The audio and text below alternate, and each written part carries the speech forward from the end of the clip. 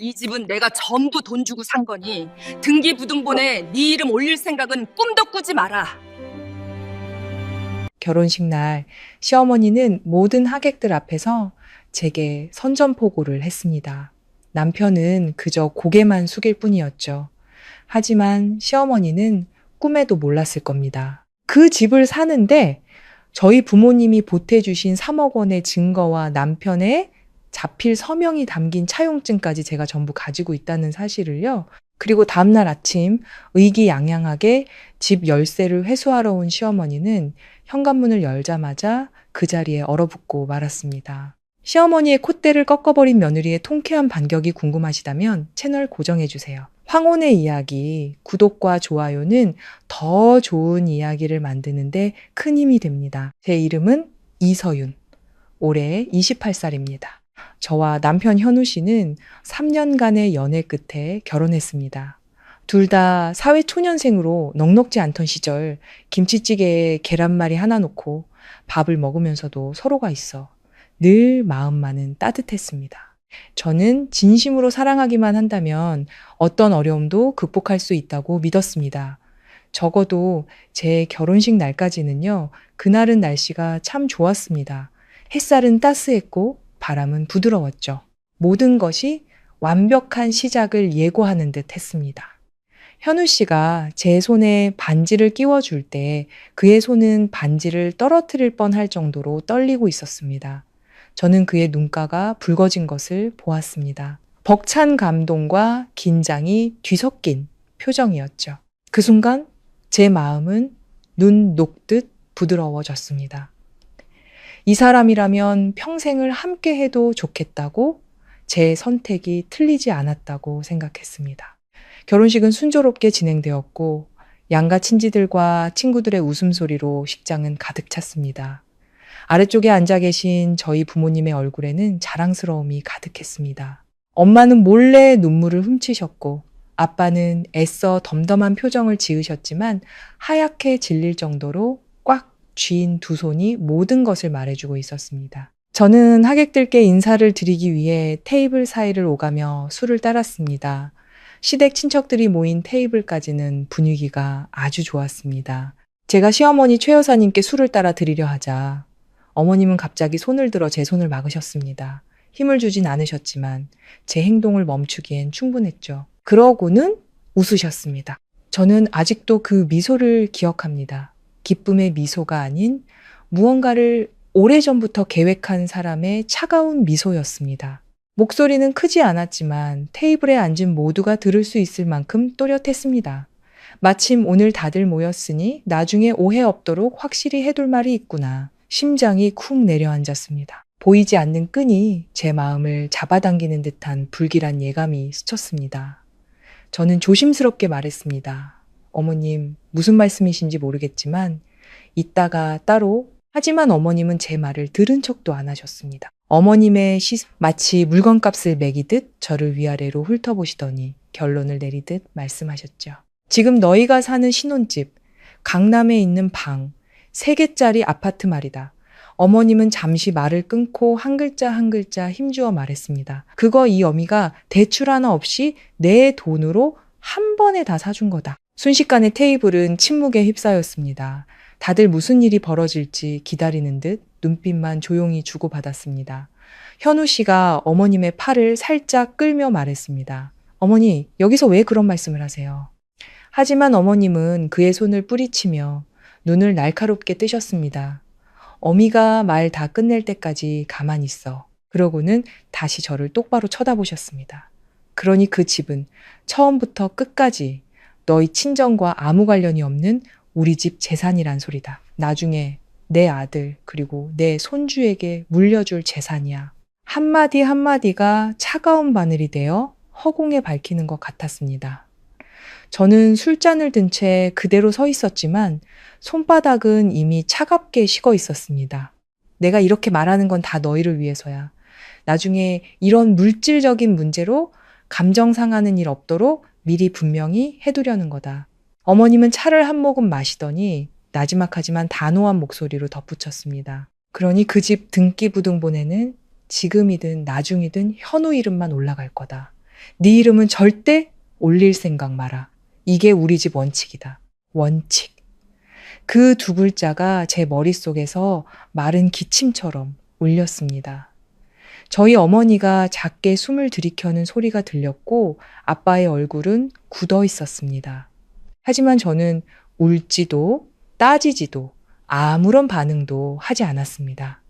그저 그 짧은 순간에 너무나 많은 것을 깨달았을 뿐입니다. 신혼집을 마련하는데 보태라며 부모님께서 몰래 쥐어주신 3억 원이 시어머니의 몇 마디 말로 순식간에 사라져버렸다는 것을, 그리고 어머님 눈에 저는 가족이 아니라 그저 잠시 머물다 가는 세입자 같은 존재라는 것을요.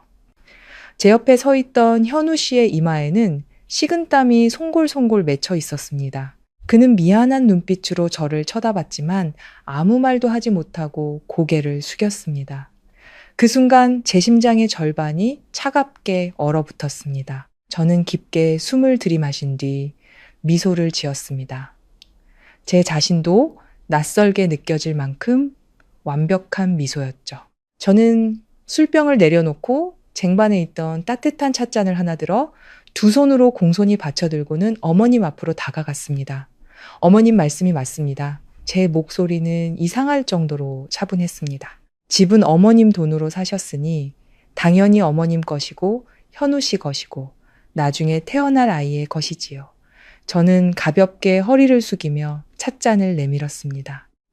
이제 한 식구가 되었으니 어머님께서 어떻게 하시든 저는 다 이해하고 따르겠습니다. 저는 고개를 들어 어머님의 눈을 똑바로 쳐다보며 말했습니다. 어머님, 존경의 의미로 차 한 잔 올립니다. 제 반응은 모두의 예상을 깬 듯했습니다. 어머님도 잠시 당황하셨지만 이내 만족스러운 미소를 지으셨습니다. 마치 어려운 장기에서 승리한 사람처럼요. 그래, 네가 사리분별을 할 줄 아니 다행이구나. 어머님은 찻잔을 받아 한 모금 마시고는 제 손등을 가볍게 두드려 주셨습니다. 테이블은 다시 시끌벅적해졌습니다. 사람들은 제가 착하다거나 시어머니가 복이 많다고 칭찬했습니다.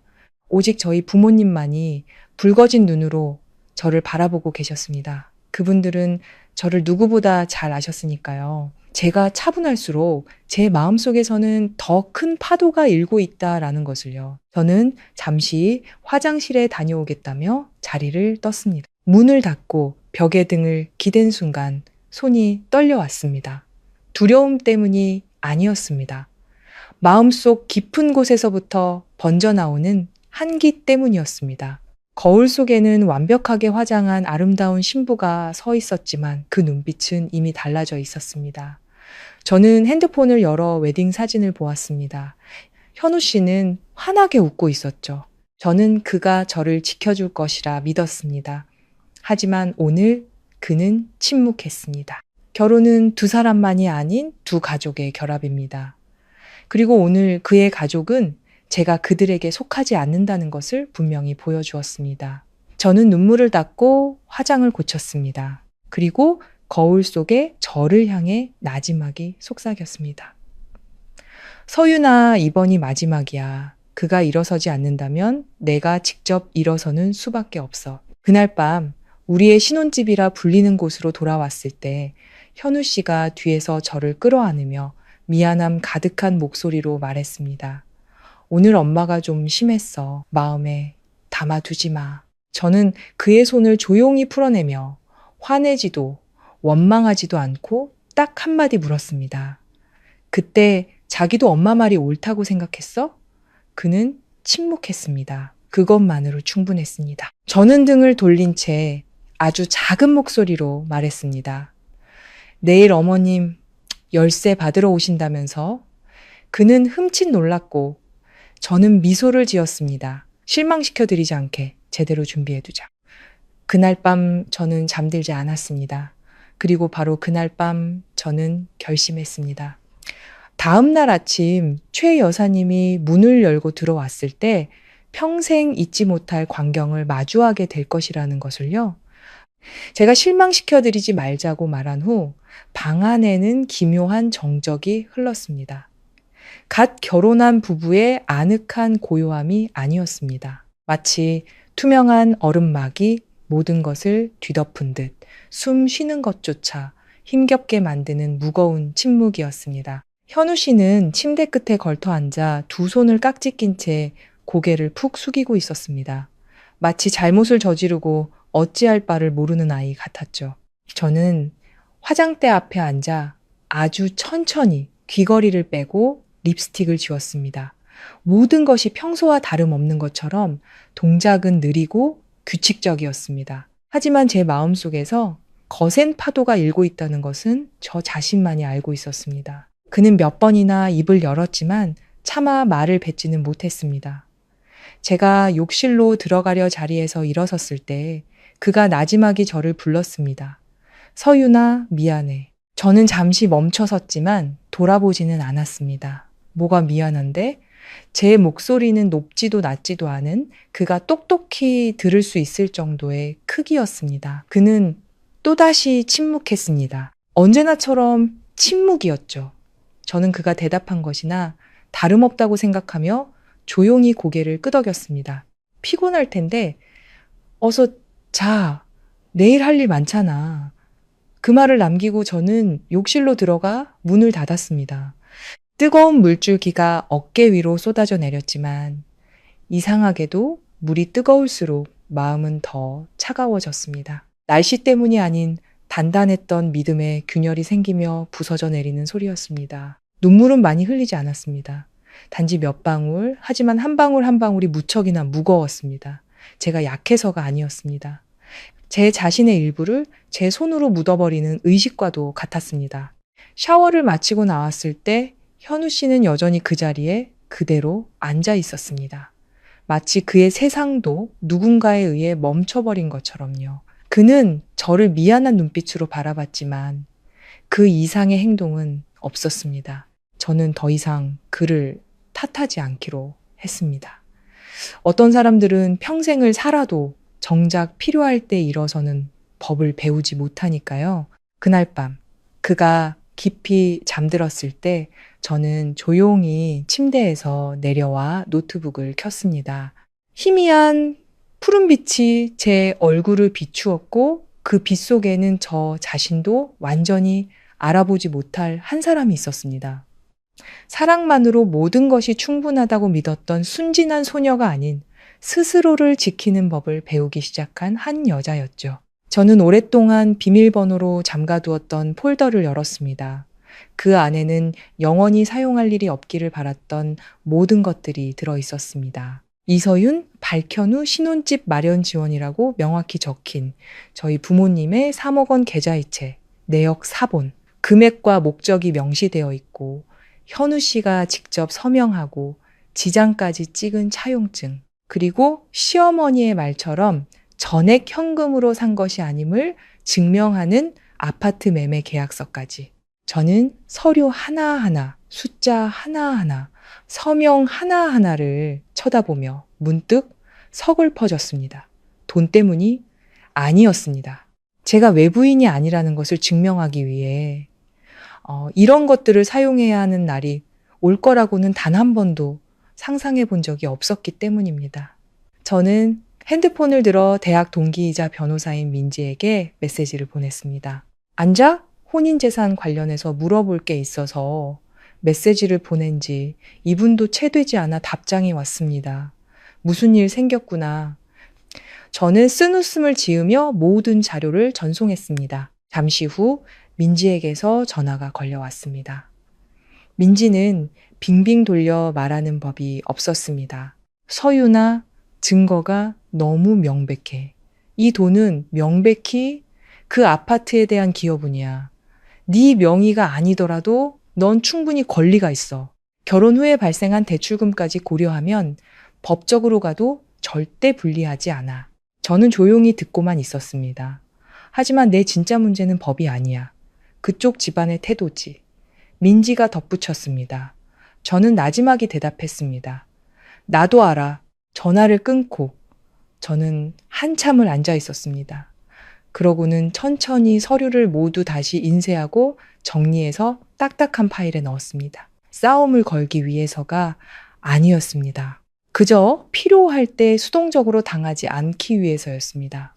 새벽 3시가 다 되어서야 자리에 누웠지만 깊이 잠들지는 못했습니다. 다음 날 아침, 저는 아주 일찍 일어났습니다. 햇살이 방 안으로 부드럽고 따뜻하게 스며들었습니다. 마치 이 집안의 모든 것이 이미 변해버렸다는 사실을 모르는 것처럼요.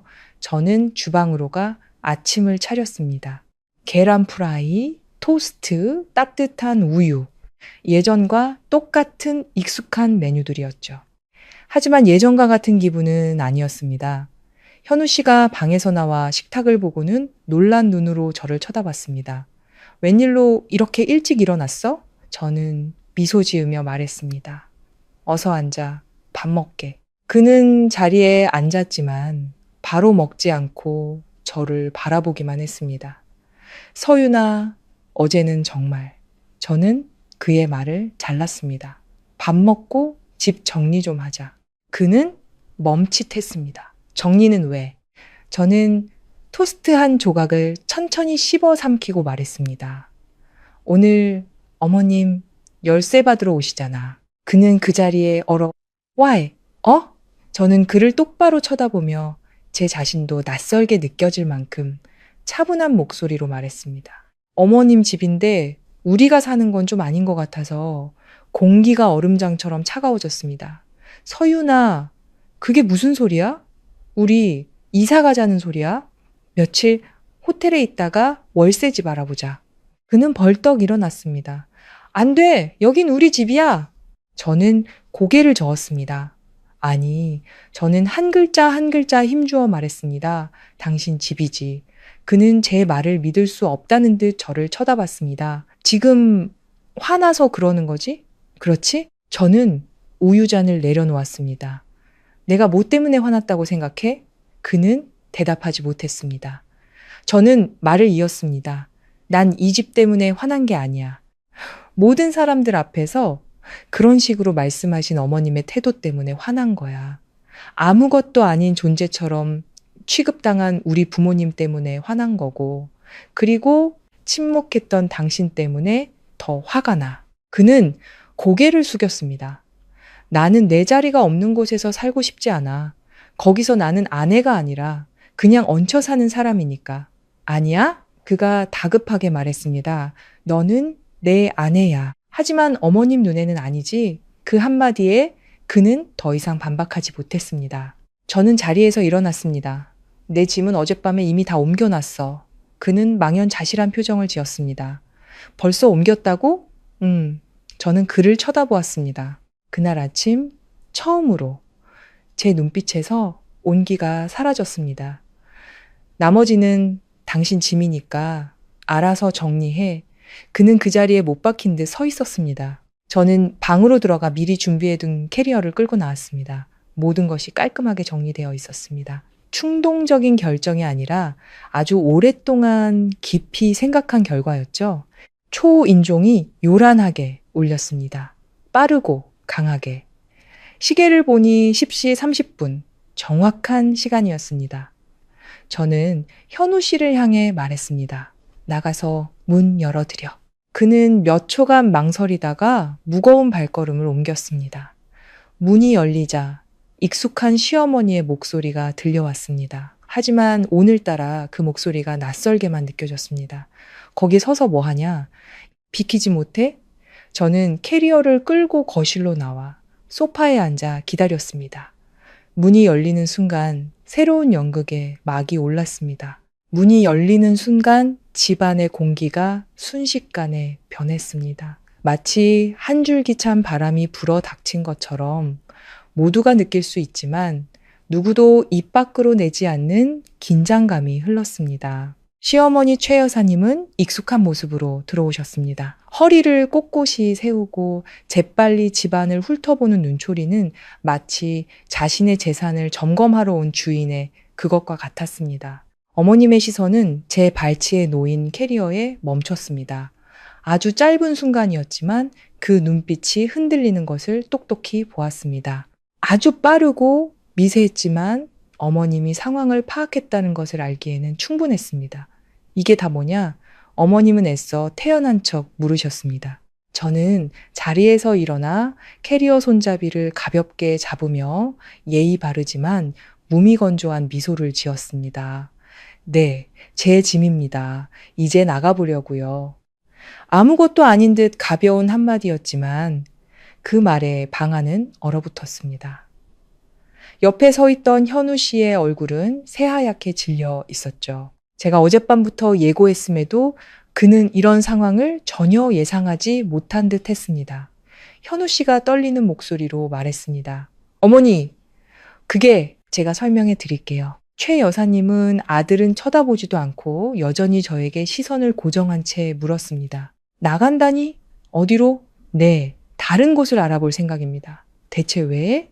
이번 질문은 아주 느렸습니다. 마치 제가 직접 이유를 말하도록 압박하는 것처럼 한 글자 한 글자 끊어서 물으셨죠. 저는 피하지 않았습니다. 여긴 어머님과 현우 씨의 집이지 제 집은 아니니까요. 그 말이 끝나자마자 어머님의 표정이 확연히 변했습니다. 처음에 침착함은 사라지고 불쾌함이 얼굴에 드러났습니다. 너 지금 무슨 소리를 하는 거냐?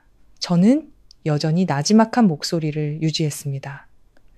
네, 어제 어머님께서 하신 말씀대로 했을 뿐입니다. 분위기는 활시위처럼 팽팽해졌습니다. 현우 씨가 저희 사이로 끼어들며 애원했습니다. 서윤아, 제발 그런 식으로 말하지 마. 엄마는 그런 뜻이 아니었어.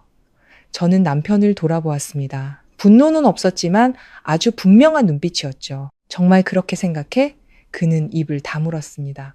최 여사님은 그제야 거실 안으로 한 걸음 더 들어와 가방을 테이블에 내려놓으며 목소리를 높이기 시작했습니다. 내가 그렇게 말한 건 나중에 문제 생기지 않게 확실히 하자는 거였지. 너더러 나가라고 한 게 아니잖니? 하지만 저는 그렇게 확실하게 해주시니 제가 나가는 게 가장 합리적이라고 생각했습니다. 제 말은 한마디 한마디가 부드러웠지만 한치의 물러섬도 없었습니다. 어머님은 저를 노려보셨고 그 눈빛은 점점 더 날카로워졌습니다. 너 지금 나한테 불만이라도 있는 거니? 아닙니다. 사리 분별을 하는 것뿐입니다. 그 세 글자에 어머님은 잠시 할 말을 잃으셨습니다. 제가 그렇게 받아칠 거라고는 예상하지 못하신 듯 했습니다. 현우 씨는 저희 둘 사이에서 안절부절 못했습니다. 그는 제게 몸을 돌려 목소리를 낮췄습니다. 서윤아, 일 크게 만들지 말고 우리 차근차근 이야기하자. 저는 그를 쳐다보지 않았습니다. 어젯밤에 이미 다 말했어. 나 여기 안 있는다고. 최 여사님은 콧방귀를 끼며 말했습니다. 어쭈, 안 있으면 어쩔 건데? 네가 세상 물정을 몰라도 한참 모르는구나. 저는 어머님을 바라보았습니다. 처음으로 그 시선을 피하지 않았죠. 네, 세상이 쉽지 않다는 건 알지만 제 한몸 건살 능력은 됩니다.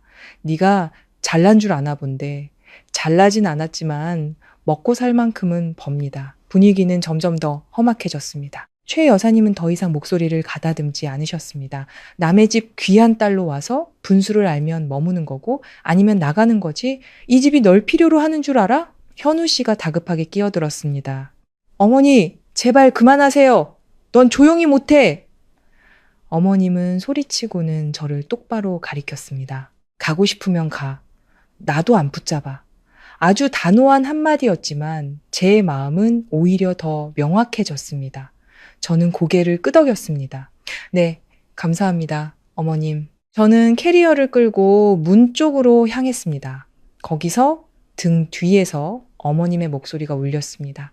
저는 걸음을 멈췄습니다. 열쇠는? 저는 돌아서서 테이블 위에 열쇠 꾸러미를 올려놓았습니다. 네, 여기 있습니다. 어머님은 열쇠 꾸러미와 저를 번갈아 쳐다보셨습니다.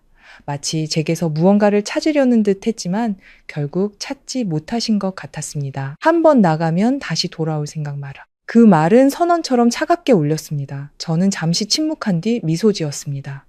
네, 잘 알겠습니다. 현우 씨가 다가와 제 팔을 붙잡았습니다. 서유나, 가지마. 내가 엄마랑 다시 얘기할게. 내가 해결할게. 저는 그의 손을 내려다보며 조용히 풀어냈습니다. 당신은 어제부터 지금까지 이미 해결하고 있었잖아. 목소리는 높지 않았지만 그 말에 그는 힘없이 손을 놓았습니다. 저는 캐리어를 끌고 문 밖으로 나섰습니다. 뒤돌아보지 않았습니다. 안에서는 여전히 시어머니의 목소리와 저를 부르는 현우 씨의 목소리가 들려왔지만 모든 소리는 점점 멀어졌습니다. 문이 닫혔습니다. 아주 작은 소리였지만 무언가의 끝을 알리는 마침표 같았습니다. 복도로 나서자 눈부신 햇살이 얼굴을 비추었습니다. 누구도 저를 붙잡지 않았고 이제 누구도 저를 붙잡을 권리가 없었습니다. 저는 곧장 아래층으로 향했습니다. 울지도 뒤돌아보지도 않았습니다. 마음속에는 오직 한 가지 감정만이 뚜렷하게 남아 있었습니다.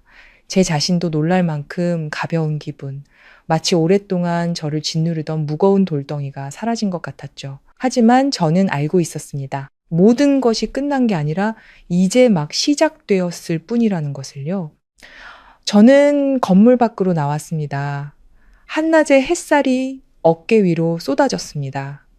따뜻했지만 부드럽지는 않았죠. 마치 우리 인생처럼요. 겉보기엔 화창해 보이지만 직접 겪어봐야만 그 날카로운 구석을 알 수 있는 것처럼 바로 그 순간 저는 제가 다시는 돌아올 수 없는 문을 막 통과했다는 것을 깨달았습니다. 캐리어 바퀴가 보도블록 위를 구르며 또각거리는 소리를 냈습니다.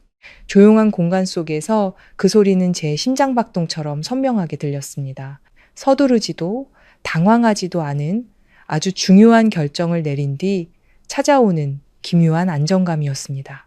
저는 바로 택시를 잡지 않고 정문 앞 나무 그늘에 잠시 멈춰서서 깊게 숨을 들이마셨습니다. 방금 일어난 모든 일을 제 자신이 온전히 받아들일 시간이 필요했습니다. 저는 알고 있었습니다. 이 순간부터 저는 더 이상 어제의 그 신부가 아니라는 것을요. 주머니 속 핸드폰이 울렸습니다. 발신인은 현우 씨였습니다. 저는 잠시 화면을 들여다보다가 전화를 끊었습니다. 그의 목소리를 듣고 싶지 않아서가 아니었습니다. 지금 이 순간 그가 무슨 말을 하든 아무것도 달라지지 않을 것이라는 걸 알기 때문이었습니다. 그리고 만약 제가 지금 마음이 약해진다면 방금 제가 한 모든 행동은 의미를 잃게 될 테니까요. 저는 캐리어를 끌고 택시를 잡았습니다. 기사님, 회사 근처 시내 쪽으로 가주세요. 짧게 목적지를 말하고 창문에 머리를 기댄 채 밖을 바라보았습니다. 거리는 평소처럼 붐볐습니다. 수많은 사람들이 오가고 차들은 쉴 새 없이 움직였습니다. 방금 막 시작된 한 결혼이 첫날부터 균열이 생겼다는 사실을 아는 사람은 아무도 없었습니다. 저는 어젯밤 미리 연락해둔 친구 민지의 집으로 향했습니다. 문이 열리자마자 민지는 저를 꼭 껴안아 주었습니다. 결국 터졌구나. 저는 아무 말 없이 고개를 끄덕였습니다. 말하지 않아도 친구는 모든 것을 이해했습니다. 어떤 친구에게는 구구절절한 설명보다 한 번의 포옹이 더 많은 것을 말해주니까요. 저는 캐리어를 내려놓고 소파에 털썩 주저앉았습니다. 그제야 온몸에 피로가 몰려왔습니다. 육체적인 피로가 아니었습니다. 너무 오랫동안 억지로 평정심을 유지한 탓에 찾아온 정신적인 탈진이었습니다. 민지가 물 한 잔을 건네며 말했습니다. 무슨 일이었는지 이제 말해봐. 저는 결혼식에서 시어머니가 한 말부터 현우 씨의 침묵, 그리고 오늘 아침 집을 나오기까지의 모든 일을 하나도 빠짐없이 털어놓았습니다. 민지는 이야기를 다 듣고 나서도 바로 말하지 않고 길게 한숨을 내쉬었습니다.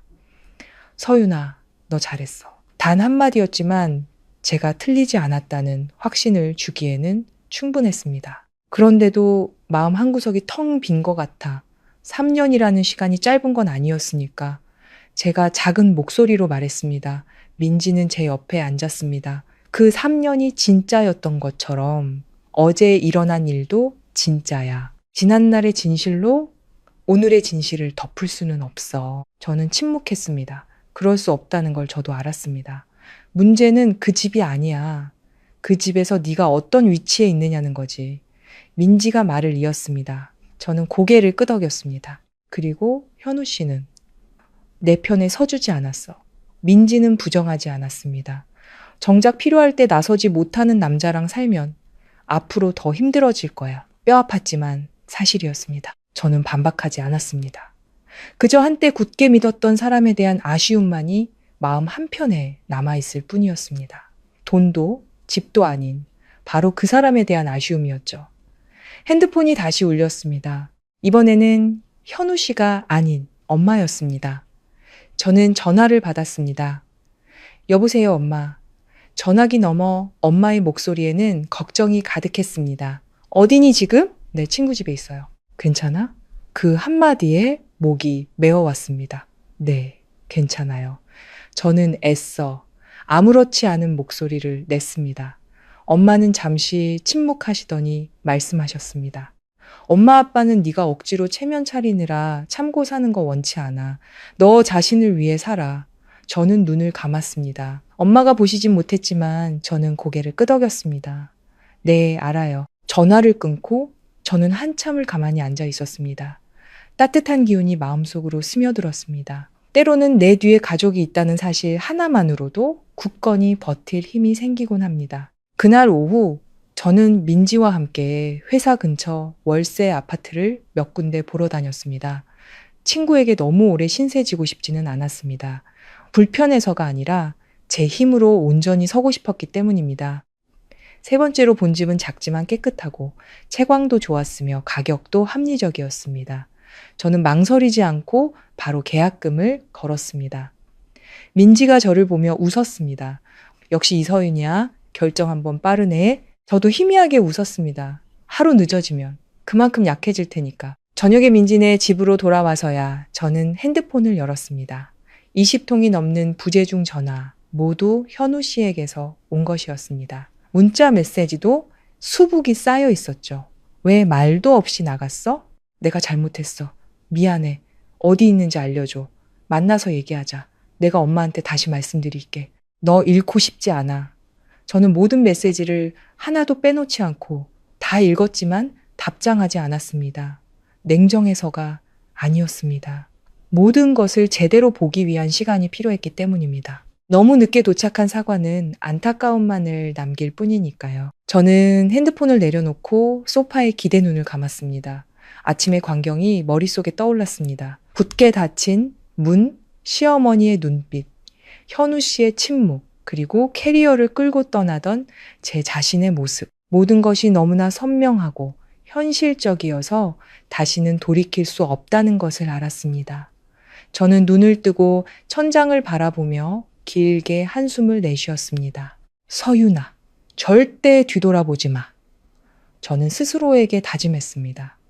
앞으로의 길이 쉽지 않을 것을 알았지만 만약 돌아간다면 분명 더 힘들어질 테니까요. 저는 더 이상 제 자신의 집에서 존재하기 위해 허락을 구하는 삶을 살고 싶지 않았습니다. 그날 밤 저는 아주 깊이 잠들었습니다.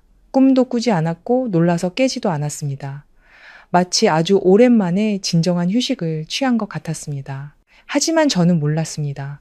저편에서는 한 사람이 공황 상태에 빠지기 시작했고 또 다른 한 사람은 조용히 다음 수를 계산하고 있다는 것을요. 이야기는 아직 끝나지 않았습니다. 이제 막 더 힘겨운 첫 장을 넘겼을 뿐이었습니다. 다음 날 아침 저는 평소보다 일찍 잠에서 깼습니다.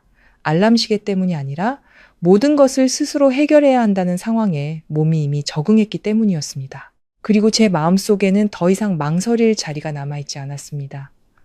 원하든 원치 않든 모든 것은 앞으로 나아가야만 했습니다.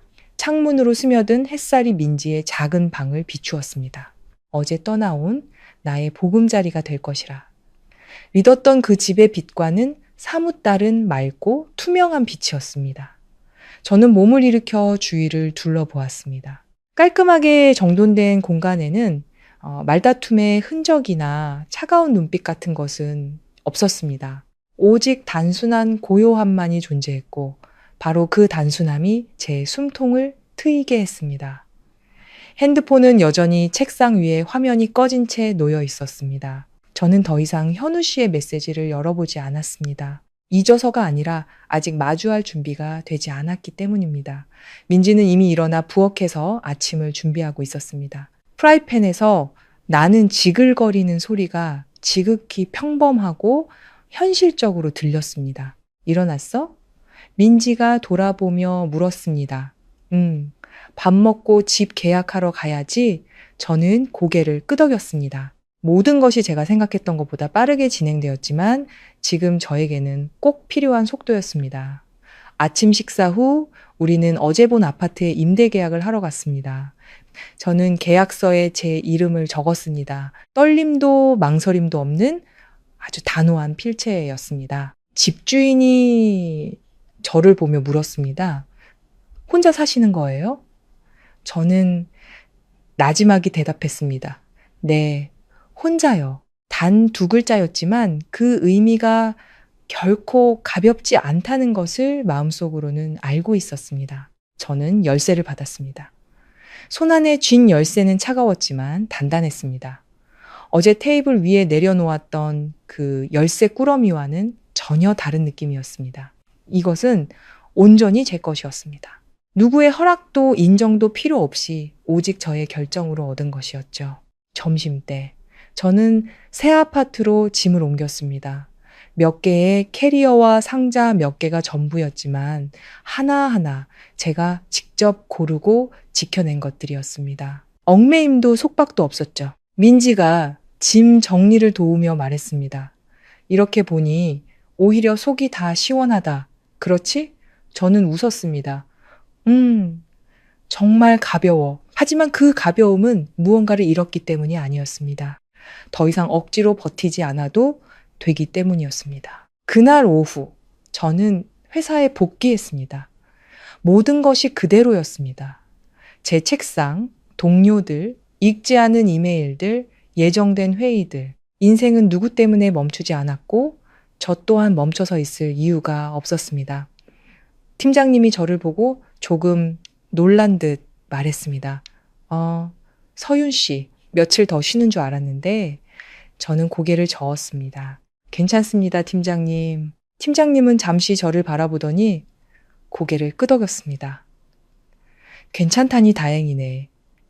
아무도 더 이상 묻지 않았고 저도 설명하고 싶지 않았습니다. 어떤 일은 말을 꺼낼수록 더 피곤해지기 마련이니까요. 그날 저녁, 새로 이사한 집에서 마지막 정리를 하고 있을 때 핸드폰이 다시 울렸습니다. 화면에 뜬 이름은 발현우였습니다. 이번에는 바로 끊지 않았습니다. 저는 잠시 화면을 응시하다가 전화를 받았습니다. 여보세요. 제 목소리에 전화기 너머 그의 목소리는 지쳐 있었습니다. 어디야 지금? 저는 그의 질문에 답하지 않았습니다. 무슨 일이야? 그는 몇 초간 침묵하더니 말했습니다. 만나고 싶어. 왜? 할 얘기가 있어. 저는 벽에 등을 기댄 채 창밖을 내다보았습니다. 할 얘기 있으면 전화로 해. 안 돼. 만나서 얘기해야 돼. 그의 목소리가 다급해졌습니다. 저는 가볍게 한숨을 쉬었습니다. 현우 씨, 저는 그의 이름을 또렷하게 불렀습니다. 하고 싶은 얘기가 나에 대한 거야? 아니면 어머님에 대한 거야? 그는 할 말을 잃었습니다. 둘 다. 저는 잠시 눈을 감았다 떴습니다. 그럼 말해봐. 그는 바로 대답하지 못하고 전화기 너머로 숨소리만 들려왔습니다. 엄마랑 얘기했어. 그래서 어제 엄마가 한 행동 잘못됐다고 말씀드렸어. 저는 놀라지 않았습니다. 그저 다음 말을 물었을 뿐입니다. 어머님은 뭐라고 하셔? 그는 한참 뒤에 대답했습니다. 그 집은 당신 집이니까 그렇게 말할 권리가 있다고 하셔. 저는 희미하게 웃었습니다. 모든 것이 제 예상대로 흘러가고 있다는 생각에 저도 모르게 나온 웃음이었습니다. 그럼 맞는 말이네. 아니야. 그가 다급하게 말했습니다. 나도 가만히 있지 않았어. 저는 아무 말 없이 기다렸습니다. 엄마한테 그 집에 네 돈, 너희 부모님 돈도 들어갔다고 말씀드렸어. 그 다음은 듣지 않으셔. 저는 그가 보지 못했지만 고개를 끄덕였습니다. 알 것 같아. 하지만 계속 말씀드릴 거야. 그의 목소리는 다급했습니다. 엄마가 이해하실 때까지 설득할 거야. 저는 아주 천천히 물었습니다. 언제까지? 그는 대답하지 못했습니다. 현우 씨, 당신은 지금 나한테 뭘 기다려달라는 거야? 내가 해결할 때까지. 어떻게 해결할 건데? 그는 침묵했습니다. 저는 말을 이었습니다. 방법은 있어? 그는 머뭇거렸습니다. 대답은 없었죠. 저는 바닥을 내려다보며 여전히 차분한 목소리로 말했습니다. 없구나. 생각해낼게. 언제까지? 대답은 없었습니다. 저는 숨을 한번 들이마셨습니다. 현우 씨, 나는 약속이 필요한 게 아니야. 결과가 필요해. 전화기 저편에서 그의 한숨 소리가 들렸습니다. 내가 어떻게 하면 좋겠어? 드디어 그 질문이 나왔습니다. 저는 아주 분명하게 대답했습니다. 첫째, 어머님 앞에서 그 집이 어머님 혼자만의 돈으로 산 게 아니라는 걸 인정해야 해. 그는 침묵했습니다. 둘째, 어머님께 내가 외부인이 아니라는 걸 확실히 말씀드려야 하고 그는 여전히 말이 없었습니다. 셋째, 저는 잠시 말을 멈췄습니다. 비슷한 일이 다시 생겼을 때 당신이 침묵하지 않을 거라는 걸 증명해야 해. 긴 침묵이 흘렀고 마침내 그가 작게 말했습니다. 노력할게. 저는 조용히 고개를 저었습니다. 노력한다고 되는 게 아니야. 그는 대답이 없었습니다. 알아. 당신은 아직 못해. 서윤아. 그의 목소리가 작아졌습니다. 나 떠나지 마. 응? 그 말은 이제야 나왔지만 더 이상 예전처럼 마음이 아프지 않았습니다. 그저 피곤할 뿐이었죠. 현우 씨. 저는 아주 부드럽게 말했습니다. 내가 당신을 떠나는 게 아니야. 그는 침묵했습니다. 나는 단지 나에게 속하지 않은 곳을 떠나는 것뿐이야. 저는 전화를 끊었습니다. 더 들을 필요도, 더 말할 필요도 없었습니다. 저는 핸드폰을 내려놓고 바닥에 주저앉아 벽에 기댔습니다. 길게 한숨을 내쉬었습니다. 이 통화로 마음이 가벼워지지는 않았지만 상황은 더 명확해졌습니다. 모든 것이 예전으로 돌아갈 수 없다는 것, 그리고 만약 미래라는 것이 존재한다면 그거는 지금과는 완전히 달라야 한다는 것을요. 그날 밤 저는 다시 서류 폴더를 열었습니다. 서류들을 하나하나 다시 쳐다보고 닫았습니다. 아직 사용하지는 않았지만 조만간 사용해야 할 날이 올 것이라는 것을 알았습니다. 이야기는 이제 감정의 단계를 지나 선택의 단계로 접어들고 있었습니다. 그리고 선택에는 언제나 대가가 따르기 마련입니다. 그 후 며칠간 제 삶은 새로운 궤도에 오르기 시작했습니다. 시끄럽지도 극적이지도 않았지만 한 걸음 한 걸음이 아주 현실적이고 분명했습니다. 마치 큰 소나기를 막 지나온 사람이 아직 햇살을 보지는 못했지만 더 이상 비에 젖지는 않는 상태와 같았죠. 아침에 혼자 일어나 간단한 식사를 준비하고 출근했습니다. 오늘 뭘 먹을지 묻는 사람도, 이 말을 해도 될까 고민하게 만드는 사람도 없었습니다. 모든 것이 예전에는 경험해 보지 못한 이상한 방식으로 가벼워졌습니다. 일은 여전히 바빴고 오히려 압박감은 더했지만 바로 그 바쁨이 제가 과거의 감정에 빠져들지 않도록 도와주었습니다. 저는 더 많이, 더 집중해서 일했고 주변의 문제에 발목 잡히지 않을 때 훨씬 더 빠르게 나아갈 수 있다는 것을 깨닫기 시작했습니다. 점심은 혼자 먹었습니다. 처음에는 조금 허전했지만 곧 익숙해졌습니다.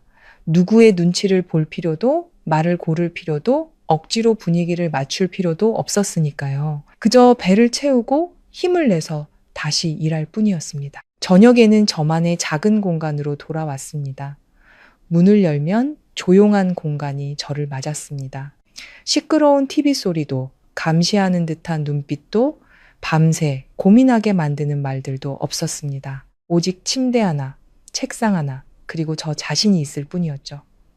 저는 예전에 즐겨 하던 오래된 습관들을 다시 시작했습니다. 책을 읽고 짧은 일기를 썼습니다. 어떤 날은 그저 창밖을 오랫동안 바라보며 아무 생각도 하지 않고 머리를 쉬게 했습니다. 하지만 그 평화는 오래가지 않았습니다. 닷새째 되던 날 오후 회의 중에 핸드폰이 계속해서 울렸습니다. 한 번이 아니라 여러 번이었죠. 저는 받지 않았습니다. 하지만 쉬는 시간에 확인했을 때 심장이 쿵 내려앉았습니다. 현우 씨가 아닌 모르는 번호였습니다. 10통이 넘는 부재중 전화와 함께 문자 메시지가 와 있었습니다. 이서윤 씨 맞으시죠? 시어머님 친구인데 드릴 말씀이 있어서요. 저는 그 메시지를 한참 동안 들여다보았습니다. 짐작할 필요도 없이 그 배우에 누가 있는지 알 수 있었습니다. 저는 바로 답장하지 않고 저녁에 집에 돌아와서야 전화를 걸었습니다. 전화기 저편에서는 중년 여성의 목소리가 들려왔습니다. 부드러운 말투였지만 어딘가 익숙한 느낌이었습니다. 다른 사람의 일에 끼어들기를 좋아하면서도 겉으로는 예의를 차리는 그런 사람들의 말투였죠. 아, 서윤이구나. 내가 네 시어머니 친구란다. 네, 듣자 하니 너랑 현우랑 좀 오해가 있다면서. 부부 사이에 다투지 않는 사람이 어디 있겠니? 네가 너무 일을 크게 만들면 좋지 않아.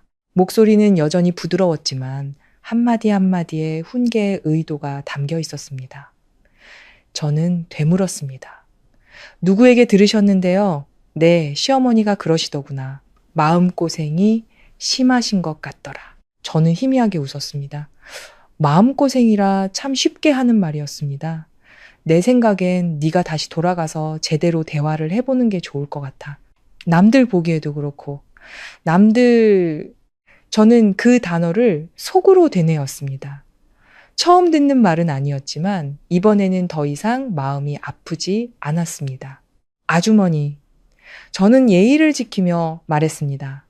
이건 저와 시댁 식구들 사이의 문제입니다. 외부인이 개입할 일은 아니라고 생각합니다. 전화기 저편에서 잠시 침묵이 흘렀고 목소리가 조금 더 단단해졌습니다. 다 너 잘되라고 하는 소리야. 네, 감사합니다. 그럼 계속 이렇게 지낼 셈이니? 저는 분명하게 대답했습니다. 네, 저는 지금 충분히 잘 지내고 있습니다. 여자가 혼자 사는 거 보기 좋지 않아. 네, 저는 좋습니다. 분위기가 바뀌기 시작했습니다. 그녀는 더 이상 부드러운 척하지 않았습니다. 솔직히 말해서 네가 다 옳다고 생각하면 안 돼. 며느리로 들어갔으면 분수를 알아야지. 나가고 싶다고 그냥 나가면 쓰나.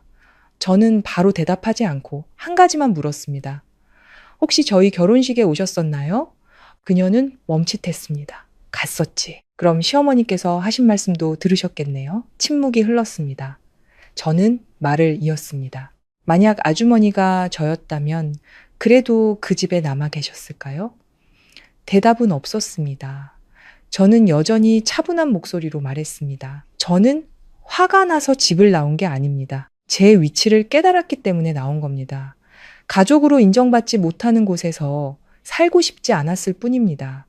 전화기 저편에서 한숨 소리가 들렸습니다. 아직 젊어서 고집이 세구나. 그렇게 생각하셔도 좋습니다. 하지만 저는 남들 보기에 좋지 않다는 이유만으로 돌아가지는 않을 겁니다. 저는 더 이상 대화를 끌지 않고 전화를 끊었습니다. 논쟁할 필요도 없었습니다. 전화를 내려놓고 잠시 가만히 앉아 있었습니다. 이제야 알 것 같았습니다. 이것은 시작에 불과하다는 것을. 그들은 저를 직접 압박하는 대신 다른 사람을 통해 말로, 사회적 압력으로 이른바 여론이라는 것을 이용할 것이었습니다. 하지만 이번에 저는 예전의 제가 아니었습니다. 그날 밤 현우 씨에게서 메시지가 왔습니다. 엄마가 다른 사람 시켜서 너한테 전화하게 할 줄은 몰랐어. 저는 읽고 답장하지 않았습니다. 잠시 후 또 다른 메시지가 왔습니다. 미안해. 저는 여전히 답장하지 않았습니다. 그를 벌주려는 것이 아니었습니다. 모든 것이 미안해라는 말, 한마디로 원점으로 돌아가는 그 지긋지긋한 패턴을 반복하고 싶지 않았기 때문입니다. 저는 핸드폰을 끄고 세수를 했습니다. 거울 속 제 모습은 며칠 전처럼 지쳐 보이지 않았습니다. 오히려 무언가 더 분명해진 눈빛이었습니다. 마치 제 자신의 길을 조금씩 보기 시작한 사람처럼요. 더 이상 의존하지도 기다리지도 다른 사람이 나를 위해 변해주기를 바라지도 않고 오직 내 자신이 내 인생을 결정하는 것. 하지만 이 일이 여기서 끝나지 않을 것이라는 것도 알고 있었습니다. 통제권을 잃는 것을 쉽게 받아들이지 못하는 사람들이 있기 마련이고 제 시어머니는 결코 쉽게 포기하는 분이 아니었으니까요. 새로운 파도가 조용히 밀려오고 있었습니다. 그리고 이번에는 부드러운 말이 아닌 제가 미처 예상하지 못했던 더 깊은 곳을 건드리게 될지도 몰랐습니다. 그날 밤 통화 이후 모든 것이 잠잠해질 것이라 생각했지만 저는 통제하는 삶에 익숙한 사람들의 끈기를 과소평가했습니다. 불과 이틀 뒤 제가 전혀 예상하지 못했던 일이 일어났습니다. 소란스럽지도 예고도 없었지만 모든 것을 다른 방향으로 틀어버리기에 충분한 사건이었습니다. 그날은 오후였습니다. 퇴근 후 엘리베이터를 기다리고 있는데 핸드폰이 다시 울렸습니다. 이번에는 모르는 번호가 아닌 아버지의 번호였습니다. 이 시간에 걸려오는 드문 전화에 저는 즉시 불길한 예감을 느꼈습니다. 네, 아빠. 전화기 너머 아버지의 목소리는 평소보다 낮게 가라앉아 있었습니다. 어디니? 네, 방금 퇴근했어요. 아버지는 잠시 침묵하시더니 말씀하셨습니다. 조금 전에 집에 손님이 다녀갔다. 저는 멈칫했습니다. 어떤 손님이요? 아버지는 가볍게 한숨을 쉬셨습니다. 내 시댁 쪽에서. 그 한마디에 심장이 쿵 내려앉았습니다. 무슨 일 있었어요, 아빠? 일단 집으로 오너라. 저는 더 묻지 않고 대답했습니다. 네, 바로 갈게요. 저는 택시를 잡았습니다. 오는 내내 머릿속이 복잡했지만 제가 예감했던 파도가 마침내 밀려왔다는 막연한 느낌만이 분명했습니다. 집에 들어섰을 때 집안의 공기는 무척이나 낯설었습니다. 웃음소리도 익숙한 편안함도 없었습니다. 무언가 큰일이 벌어졌지만 아직 아무도 전부 털어놓지 않은 듯한 무거운 침묵만이 감돌았습니다. 엄마는 소파에 앉아 계셨고 눈가가 살짝 붉어져 있었습니다. 아빠는 창가에 등을 돌린 채 서 계셨죠. 그리고 테이블 위에는 익숙한 핸드백이 놓여 있었습니다. 저는 바로 알아봤습니다. 시어머니의 것이었습니다. 왔니? 엄마가 애써 차분한 목소리로 말했습니다. 네, 저는 가방을 내려놓고 안으로 들어서며 주위를 둘러보았습니다. 그분은요, 방금 아빠가 돌아보지 않은 채 대답했습니다. 저는 의자를 끌어당겨 앉았습니다. 무슨 말씀 하셨어요? 아무도 바로 대답하지 않았습니다. 엄마는 저를 한참 바라보시더니 천천히 입을 열었습니다. 네가 집을 나간 건 잘못된 행동이라고 하시더구나. 저는 가볍게 고개를 끄덕였습니다. 또요? 네, 시어머니는 네가 시댁의 체면을 깎았다고 하셨어. 저는 쓴웃음을 지었습니다. 또 다른 말씀은요. 엄마는 망설이셨습니다. 아빠가 돌아보며 말했습니다. 여보, 그냥 다 말해. 엄마는 한숨을 쉬셨습니다. 네가 돌아오지 않으면 너희 둘 사이도 그걸로 끝이라고 생각하라고 하시더라. 방 안의 공기가 멈춘 듯 했습니다. 저는 놀라지 않았습니다. 제가 예상했던 그대로였습니다. 그래서 아빠, 엄마는 뭐라고 하셨어요? 아빠가 저를 똑바로 쳐다보며 말했습니다. 이건 너희 둘이 결정할 문제지 누구도 내 딸에게 강요할 수 없다고 말했다. 짧은 한마디였지만 제 마음은 따뜻해졌습니다. 엄마는 제 손을 잡으셨습니다. 하지만 엄마는 이 일이 점점 더 커지는 것 같아 걱정이구나. 저는 엄마를 바라보았습니다. 일이 커지고 말고는 저 혼자 결정할 수 있는 게 아니에요. 아빠가 조용히 고개를 끄덕였습니다. 내 말이 맞다. 저는 자세를 바로 하고 물었습니다. 그분 또 다른 말씀은 없으셨어요?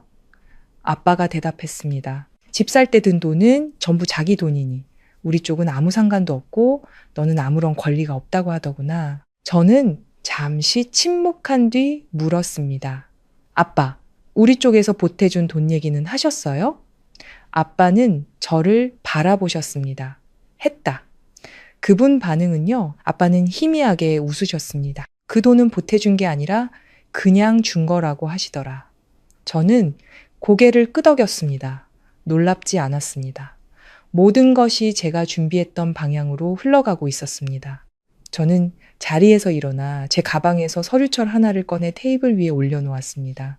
아빠, 엄마 이거 보세요. 아빠가 서류를 집어들었고 엄마도 옆에서 함께 보셨습니다.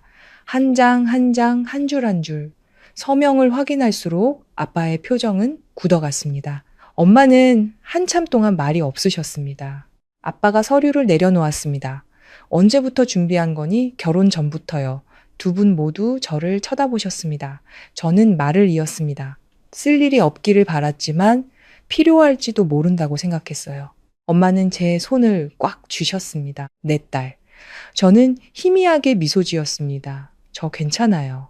아빠는 저를 오랫동안 바라보셨습니다.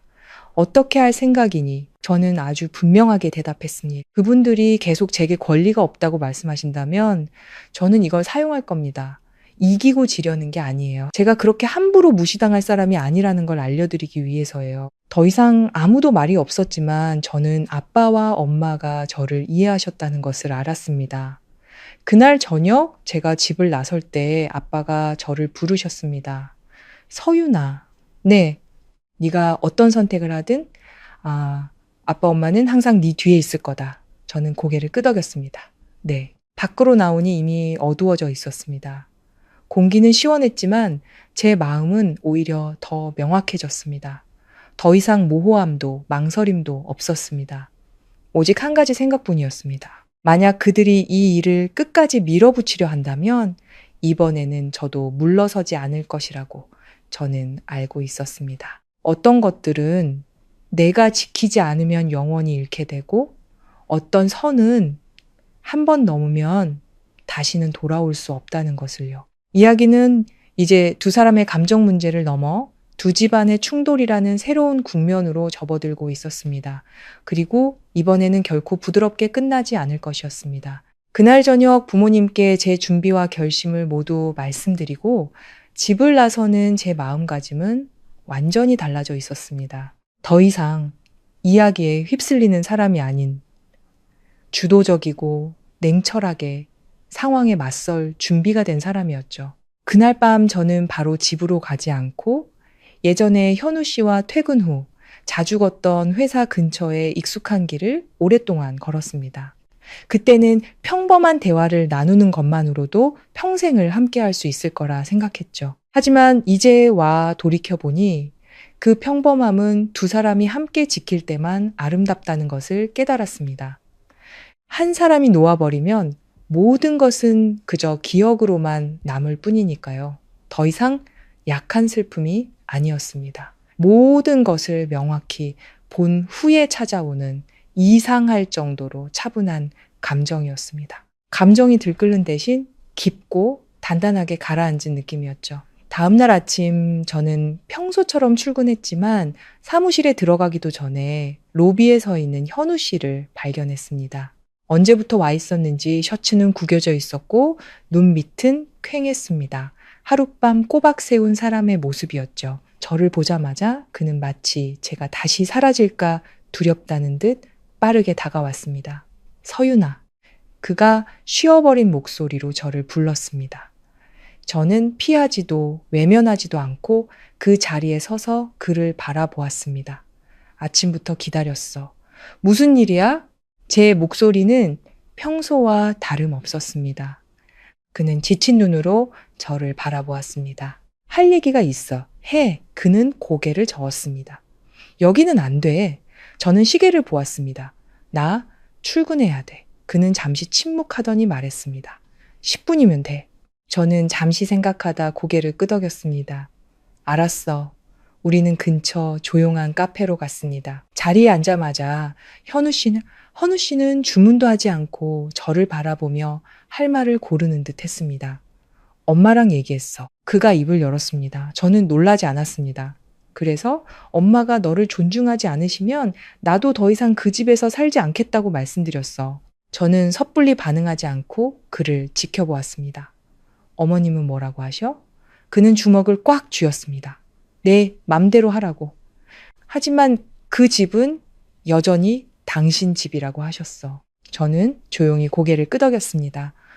맞는 말이네. 그는 초조한 듯 저를 바라보았습니다. 하지만 난 동의하지 않아. 동의하지 않으면 뭘 할 건데?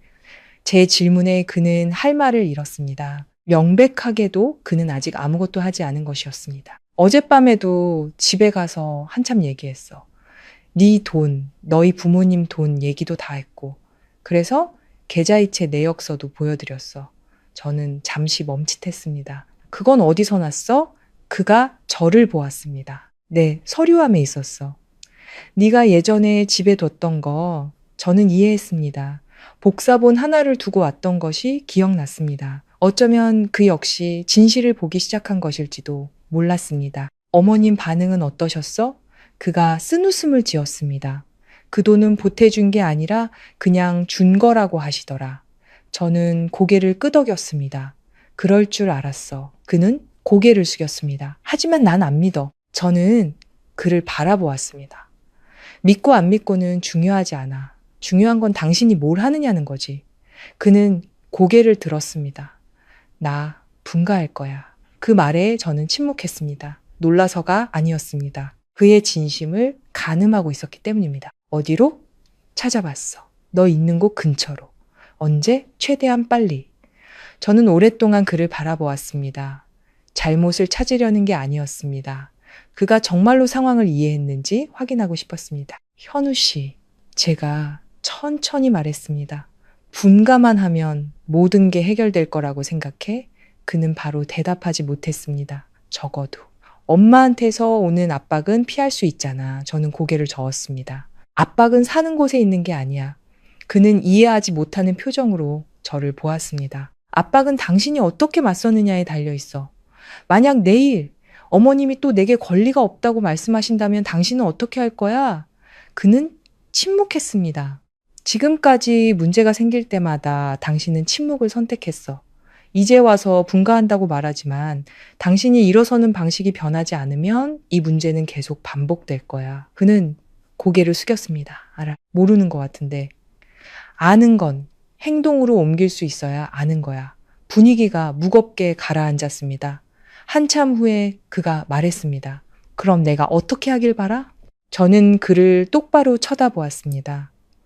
어머님 앞에서 만약 당신이 나를 존중하지 않으시면 그 집을 받지 않겠다고 그렇게 말할 용기 있어? 그는 그 자리에 얼어붙었습니다. 거기까지는 생각하지 못한 듯 했습니다. 그는 더 이상 말을 잇지 못했습니다. 저는 고개를 끄덕였습니다. 그게 바로 문제야. 저는 자리에서 일어났습니다. 당신은 아직 준비가 안 됐어. 서윤아! 그가 저를 불렀습니다. 가지 마. 저는 잠시 멈춰 섰지만 돌아보지는 않았습니다. 말로 나를 붙잡으려 하지 마. 행동으로 붙잡아야지. 저는 카페를 나섰습니다. 뒤돌아보지도 망설이지도 않았습니다. 등 뒤에서 더 이상 저를 부르는 소리는 들리지 않았습니다. 아마 그도 이번에는 예전처럼 쉽지 않다는 것을 깨달았을 겁니다. 저는 회사로 돌아와 아무 일 없었다는 듯이 업무를 계속했습니다. 하지만 마음속으로는 알고 있었습니다. 또 다른 문이 열렸고 그 문 너머에는 더 이상 말이 아닌 진짜 선택만이 남아있다는 것을요. 저는 제 몫의 절반을 걸어왔습니다. 나머지 절반은 그의 몫이었습니다. 그날 카페에서의 만남 이후 더 이상 빗발치는 전화나 미안하다는 메시지는 오지 않았습니다. 대신 긴 침묵이 흘렀습니다. 그 침묵 속에서 저는 그가 더 이상 애원하는 위치가 아닌 진짜 선택의 기로에 섰다는 것을 알 수 있었습니다. 한번 발을 내디디면 다시는 예전으로 돌아갈 수 없는 그런 선택이었죠. 다음 며칠은 평온하게 흘러갔습니다. 출근하고 퇴근하고 혼자 밥을 해먹고 모든 것을 스스로 정리했습니다. 특별할 것 없는 일상이었지만 바로 그 평범함이 제 마음의 평정을 지켜주었고 덕분에 저는 모든 상황을 냉철하게 바라볼 수 있었습니다. 그 만남 후 사흘째 되던 날 점심시간 즈음 현우 씨에게서 메시지가 왔습니다. 길지도 감정적이지도 않은 단 한 줄이었습니다. 오늘 오후에 집에 가서 엄마랑 다시 얘기하려고. 저는 읽고 답장하지 않았습니다. 관심이 없어서가 아니었습니다. 지금의 대답은 말이 아닌 그가 실제로 무엇을 하느냐에 달려있다는 것을 알기 때문이었습니다. 그날 오후 저는 평소보다 조금 천천히 일했습니다. 집중력이 흐트러져서가 아니라 마음 한구석에서 무언가를 기다리고 있었기 때문입니다. 좋은 결과든 나쁜 결과든 앞으로 제가 어떻게 나아가야 할지 알려줄 분명한 이정표를 기다리고 있었습니다. 저녁에 막 집에 도착했을 때 핸드폰이 울렸습니다. 현우 씨였습니다. 저는 몇 초간 화면을 응시하다가 전화를 받았습니다. 여보세요? 전화기 너머 그의 목소리는 무겁게 가라앉아 있었습니다. 나, 집이야. 저는 더 묻지 않고 조용히 듣고만 있었습니다. 다 말씀드렸어. 그가 말을 이었습니다. 무슨 말을? 엄마가 계속 그런 생각을 가지고 계시면 나 그 집 받지 않겠다고 말씀드렸어. 저는 그 자리에 가만히 서 있었습니다. 제가 그에게 던졌던 바로 그 질문에 대한 대답이었습니다. 그래서 엄청 화내셨어. 그가 말은 웃음을 지었습니다. 내가 너한테 조종당했대. 저는 반응하지 않고 듣기만 했습니다. 이 집에서 한 발자국이라도 나가면 더 이상 당신 아들 아니라고 하셨어. 침묵이 흘렀습니다. 아주 무거운 말이었습니다. 당신은 뭐라고 대답했는데 제 목소리는 여전히 차분했습니다. 그는 숨을 한번 들이마셨습니다. 아들 노릇 하느라 내 아내가 무시당하는 걸 보고만 있을 수는 없다고 했어. 저는 잠시 눈을 감았습니다. 감동해서가 아니었습니다. 마침내 그가 그 말을 해냈기 때문이었습니다. 그 다음엔 그냥 나왔어. 저는 눈을 떴습니다. 지금 어디야? 밖이야. 내 말은. 짐은 챙겨서 나왔냐는 거야. 그는 잠시 침묵하더니 말했습니다. 아주 짧았지만 모든 것을 말해주는 대답이었습니다. 저는 베란다로 나가 거리를 내려다 보았습니다. 도시는 여전히 불빛으로 밝았고 시끄러웠습니다. 아무것도 변하지 않았죠. 하지만 이 도시의 어느 작은 구석에서는 한 남자가 평생을 살아온 집에서 막 걸어 나온 참이었습니다. 앞으로 어떻게 할 생각이야? 제가 물었습니다. 집? 구했어. 저는 멈칫했습니다. 어디에? 네가 사는 곳에서 2블록 떨어진 곳이야. 저는 아무 말도 하지 않았습니다. 무겁지는 않았지만 아주 현실적인 침묵이 흘렀습니다. 지금 당장 돌아와 달라고 조르지 않을게. 그가 말했습니다. 그냥 이번에는 내가 말만 하는 게 아니라는 걸 네가 알아줬으면 좋겠어. 저는 난간의 기대 먼 곳을 바라보며 바로 대답하지 않았습니다. 왜 이제야 그렇게 한 거야? 저는 여전히 이 질문을 해야만 했습니다. 그는 오랫동안 침묵하다가 마침내 말했습니다. 무서웠어. 저는 놀라지 않았습니다. 엄마를 잃을까봐 무서웠어. 그런데 네가 떠나고 나니까 알겠더라. 이대로 계속하면 너도 잃게 될 거라는 걸. 저는 눈을 감았습니다. 형용하기 어려운 감정이었습니다. 용서도 분노도 아닌 그저 상황을 똑똑히 보게 된 느낌이었습니다. 결과가 어떻게 될지는 모르겠지만 이번에는 내가 선택했어. 그의 목소리는 떨림도 망설임도 없이 분명했습니다. 저는 눈을 뜨고 아래를 달리는 차들을 내려다보았습니다. 현우 씨, 제가 불렀습니다. 나는 당신이 나를 선택하길 바란 거 아니야. 그는 침묵했습니다. 나는 당신이 자기가 뭘 하고 있는지 알고 그 선택에 책임지기를 바란 거야. 그는 대답하지 않았지만 제 말을 듣고 있다는 것을 알았습니다. 나 바로 돌아가지는 않을 거야. 시간이 필요해. 이해해. 그의 목소리가 작아졌습니다. 하지만 문을 닫지는 않을게. 아주 부드러운 한마디였지만 무언가를 남겨두기에는 충분했습니다. 희망이 아닌 기회였죠. 고마워. 그가 말했습니다. 저는 대답 대신 전화를 끊었습니다. 잠시 그 자리에 서 있었습니다. 바람이 부드럽게 불어왔습니다. 시원했지만 춥지는 않았죠. 저는 모든 것이 아직 끝나지 않았다는 것을 알았습니다. 하지만 적어도 이번에는 공허한 말이 아닌 진짜 행동으로 올바른 방향으로 나아가기 시작했습니다. 저는 안으로 돌아와 앉아서 노트북을 켜고 하던 일을 계속했습니다. 인생은 계속되어야 하니까요. 하지만 제 마음속에는 한 가지 변화가 있었습니다. 그가 무언가를 했기 때문이 아니었습니다. 더 이상 그의 행동 여부에 제 자신이 흔들리지 않게 되었기 때문이었습니다.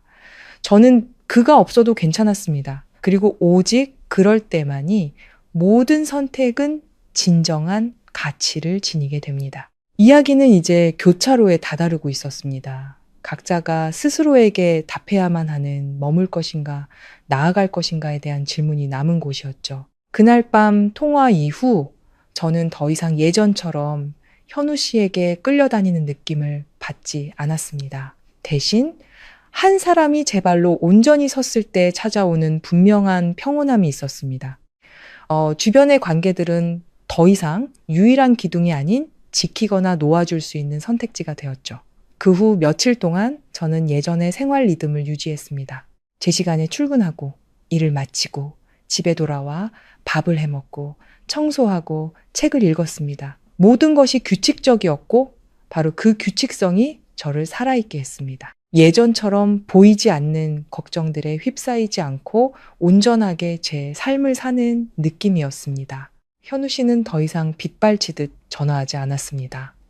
하지만 매일 한 통씩 짧은 메시지를 보냈습니다. 많은 것을 묻지 않았죠. 오늘도 괜찮아? 방금 짐 정리 끝났어. 요리 연습 중이야.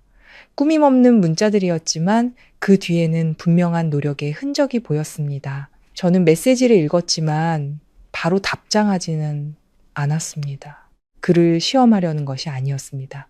제 마음이 정말로 평온해진 후에 답하고 싶었을 뿐입니다. 사흘 뒤 퇴근길에 또 다른 메시지를 받았습니다. 짐은 다 옮겼고 새 집도 이제 좀 정리가 됐어. 괜찮으면 한번 보러 와. 저는 주차장에서 그 메시지를 읽었습니다. 퇴근 시간, 도시의 익숙한 매연 냄새를 실은 바람이 부드럽게 불어왔습니다. 저는 잠시 그 자리에 서 있다가 답장했습니다. 주소? 3분 뒤 그가 말했던 대로 제 집에서 2블록 떨어진 곳에 주소가 도착했습니다. 저는 더 이상 답장하지 않고 그곳으로 바로 차를 몰았습니다. 예고도 약속도 없이 그저 제 눈으로 직접 보고 싶었을 뿐입니다. 아파트는 작고 낡은 건물의 3층에 있었습니다. 계단은 조금 좁았고 벽에는 페인트가 벗겨진 곳도 있었지만 전체적으로는 깔끔했습니다. 저는 문 앞에 서서 초인종을 눌렀습니다. 잠시 후 문이 열리고 티셔츠에 운동복 바지를 입은 현우 씨가 서 있었습니다. 미처 빗지 못한 머리, 저를 보고 조금 놀란 듯한 눈빛, 서유나. 그가 말을 채 끝내기도 전에 저는 안으로 들어섰습니다. 방은 생각보다 작았습니다. 거실과 부엌이 바로 연결되어 있었고 침실이 하나였습니다. 모든 것이 낯설었습니다. 새 가구 때문이 아니라 오랫동안 사람이 산 흔적이 없었기 때문이죠. 미처 정리하지 못한 박스 몇 개, 나무 테이블과 의자 2개, 그리고 아직 어수선한 부엌이 전부였습니다. 저는 아무 말 없이 집안을 한 바퀴 둘러보았습니다. 현우 씨는 제 뒤에서 차마 먼저 말을 걸지 못하고 서 있었습니다. 잠시 후 저는 창가에 멈춰서서 밖을 내다보았습니다. 혼자 지내는 거 익숙해? 제가 물었습니다. 그가 희미하게 웃었습니다. 아니, 안 익숙해. 그런데 왜 혼자 있어? 혼자 있어야만 하니까. 단순하지만 정답이었습니다. 저는 돌아섰습니다. 집에는 다시 안 가?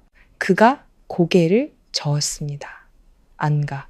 어머님이 전화하셔도 그는 잠시 침묵하더니 말했습니다. 전화하셨어. 그래도 안 갔어.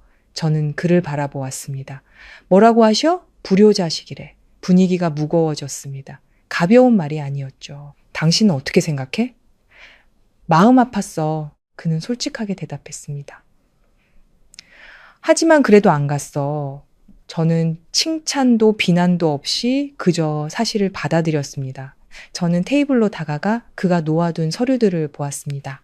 임대 계약서, 공과금, 고지서, 그리고 작은 노트 한 권이 있었습니다. 이건 뭐야? 제가 물었습니다. 그는 조금 쑥스러워했습니다. 지출 내역 적는 거야. 저는 노트를 몇 장 넘겨보았습니다. 글씨는 엉망이었지만 날짜별로 항목이 분명하게 적혀 있었습니다. 왜? 한 번도 혼자 살아본 적이 없어서. 더 이상 의존하고 싶지 않아. 저는 노트를 덮어 내려놓고 더 이상 아무 말도 하지 않았습니다. 우리 사이의 공기는 더 이상 예전처럼 팽팽하지 않았지만 그렇다고 가볍지도 않았습니다. 그저 중간 어디쯤에 머물러 있었죠. 저녁은 먹었어? 그가 물었습니다. 아니, 아직. 라면은 끓일 줄 아는데 저는 그를 바라보았습니다. 웃지는 않았지만 마음속에 아주 작은 무언가가 피어나는 느낌이었습니다. 저는 의자에 앉아 그가 부엌에서 서투르게 움직이는 모습을 지켜보았습니다. 느리고 어설펐지만 아주 열심이었습니다. 저는 돕지 않고 그저 관찰자처럼 바라볼 뿐이었습니다. 얼마 후 그가 라면 2그릇을 들고 와 테이블에 내려놓았습니다. 아직 요리는 잘 못해. 맛있는 거 필요 없어. 진심이면 돼. 제가 말했습니다. 그는 저를 바라보며 아무 말도 하지 않았습니다. 우리는 별다른 대화 없이 과거를 들추지 않고 식사를 했습니다. 단순한 식사였지만 무언가가 변하고 있다는 것을 느끼기에는 충분했습니다. 식사 후 저는 자리에서 일어났습니다. 나갈게. 그는 붙잡지 않고 고개를 끄덕였습니다. 저는 문을 열고 나가려다 잠시 멈췄습니다. 현우 씨, 정말로 준비되기 전까지는 돌아가지 마. 나한테가 아니라 당신 자신한테. 그는 그 자리에 서서 대답하지 않았습니다. 하지만 그가 제 말을 이해했다는 것을 알 수 있었습니다. 저는 밖으로 나왔습니다. 좁은 계단, 노란 불빛, 모든 것이 평범했지만 제 마음은 더 이상 모호하지도 흔들리지도 않았습니다. 오직 한 가지 생각만이 분명했습니다. 각자의 길은 스스로 걸어야 한다는 것. 더 이상 누구도 누구를 끌어줄 수 없다는 것. 이야기는 이제 결말을 향해 나아가고 있었습니다. 하지만 그 결말은 한쪽만의 것이 아니었습니다. 현우 씨의 아파트에 다녀온 후 우리 사이에는 더 이상 이전과 같은 줄다리기가 없었습니다. 대신 의식적인 침묵이 흘렀습니다. 서로를 피하지도 붙잡지도 않고 각자 자신의 길을 걸으면서도 상대방이 어디서 무엇을 하며 어떻게 변하고 있는지 지켜보는 시간이었습니다. 그 후 며칠 동안 저는 먼저 연락하지 않았고 현우 씨도 자주 전화하지 않았습니다. 가끔 아주 간단한 메시지를 보낼 뿐이었죠. 강요도 요구도 없었습니다. 마치 그가 예전에는 결코 하지 못했던 거리두기를 존중하는 법을 배우고 있는 것 같았습니다. 저는 제 일과 삶을 계속했지만 마음은 예전처럼 완전히 닫아두지 않았습니다. 기다리기 위해서가 아니라 지금 일어나고 있는 변화가 진심인지 아니면 일시적인 것인지 관찰하기 위해 딱 필요한 만큼의 틈을 열어두었습니다. 일주일이 지난 어느 날 오후 퇴근을 준비하고 있을 때 다시는 걸려오지 않을 것이라 생각했던 번호로 전화가 왔습니다. 시어머니였습니다. 저는 오랫동안 화면을 응시했습니다. 놀랍지는 않았지만 서둘러 받지도 않았습니다. 벨소리가 거의 끊어질 무렵 저는 통화 버튼을 눌렀습니다. 여보세요. 제 목소리는 차분했습니다. 전화기 저편에서 몇 초간 침묵이 흐르더니 어머님의 목소리가 들려왔습니다. 예전처럼 날카롭지는 않았지만 여전히 익숙한 단단함이 묻어 있었습니다. 어디냐? 네, 밖에 있습니다. 시간 괜찮니? 네, 무슨 일 있으세요? 어머님? 어머님은 바로 대답하지 않으셨습니다. 나 좀 보자. 저는 잠시 침묵했습니다. 어디서 뵐까요? 예전 집 근처 카페에서. 저는 어머님의 의도를 알아차렸습니다. 집이 아닌 중립적인 장소였죠. 네, 가겠습니다. 저는 더 묻지도 생각하지도 않고 전화를 끊고 약속 장소로 향했습니다. 그 카페는 예전에 현우 씨와 몇 번 와본 곳이었습니다. 조용하고 조명도 부드러웠죠. 제가 도착했을 때 어머님은 이미 자리에 앉아 계셨습니다. 단정한 옷차림, 깔끔하게 묶은 머리, 얼굴은 여전히 엄격했지만 결혼식 날처럼 압도적인 분위기는 아니었습니다. 저는 다가갔습니다. 오셨어요, 어머님. 어머님은 저를 보고 가볍게 고개를 끄덕였습니다. 앉아라. 저는 자리에 앉아 아무것도 주문하지 않고 어머님을 기다렸습니다. 어머님은 찻잔을 들어 한 모금 마시고는 저를 똑바로 쳐다보며 말했습니다. 현우랑은 아직 만나나 보구나. 질문이 아닌 단정이었습니다. 네, 제가 대답했습니다. 아직 돌아갈 생각은 없고, 네, 없습니다. 어머님은 한참 동안 침묵하시더니 말씀하셨습니다. 그 애가 집을 나갔더구나. 네, 알고 있습니다. 넌 어떻게 생각하니? 저는 어머님을 바라보았습니다. 그건 그 사람의 결정입니다. 제가 강요한 것이 아니고요. 어머님은 가볍게 고개를 끄덕였습니다. 네가 시킨 건 아니란 말이구나. 네, 우리 사이의 공기는 더 이상 팽팽하지 않았지만 그렇다고 편안하지도 않았습니다. 마치 서로 다른 편에 서 있던 두 사람이 외면하는 대신 비로소 서로를 마주보기 시작한 것 같았죠. 솔직하게 묻겠다. 어머님이 말씀하셨습니다. 네가 원하는 게 뭐냐? 마침내 그 질문이 나왔습니다. 저는 바로 대답하지 않았습니다. 몰라서가 아니었습니다. 가장 분명하게 말하고 싶었기 때문입니다. 존중받고 싶습니다.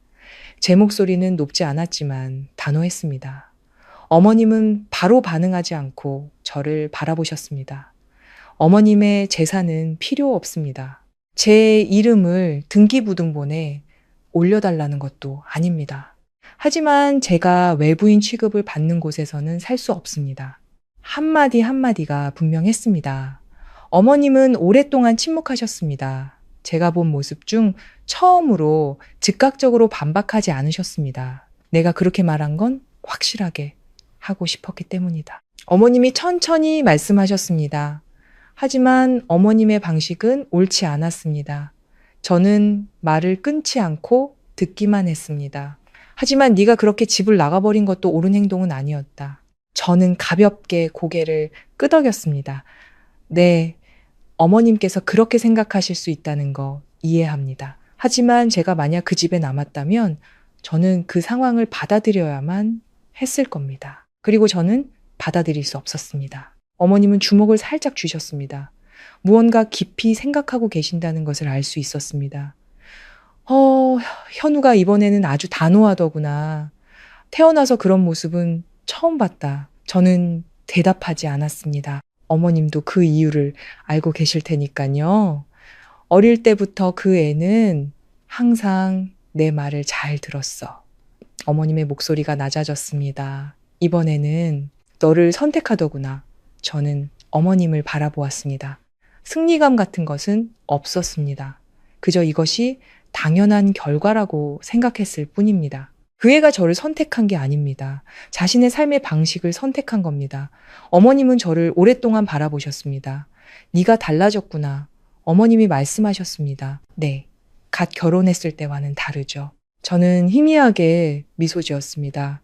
이제야 알게 되었으니까요. 분위기가 가라앉았습니다. 더 이상 대립이 아닌 마주함이었습니다. 내가 약속은 못하겠다. 하지만 다시 생각해보마. 어머님이 말씀하셨습니다. 저는 고개를 끄덕였습니다. 네, 너는 어떠냐? 돌아올 생각은 있는 거냐? 아주 직접적인 질문이었습니다. 저는 피하지 않았습니다. 예전처럼 돌아가지는 않을 겁니다. 하지만 모든 것이 변한다면 그때는 고려해 보겠습니다. 어머님은 더 이상 아무 말도 하지 않으시고 가볍게 고개를 한번 끄덕였습니다. 완전히 받아들인 것은 아니었지만 더 이상 부정하지도 않는다는 의미였습니다.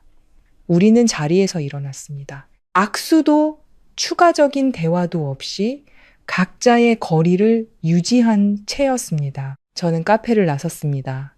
뒤돌아보지 않았지만 마음속으로는 알 수 있었습니다.